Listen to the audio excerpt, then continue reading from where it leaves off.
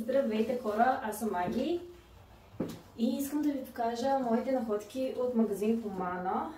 Магазин Хумана се състои от верига магазини, които са втора употреба и парите, част от парите, всъщност не съм запозната точно каква е схемата, защото това видео не е спонсорирано, но знам, че имат благотворителна кауза и всъщност ето това са дрехите, това са нормално сако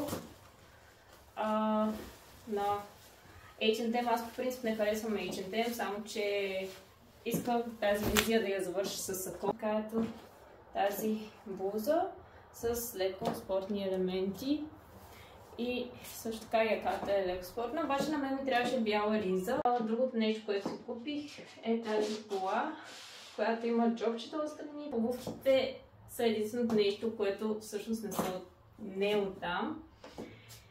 И за тази цялостна визия, ризата, полата и сакото дадох 17 злоти, което е 7,90 обърнато в български лева.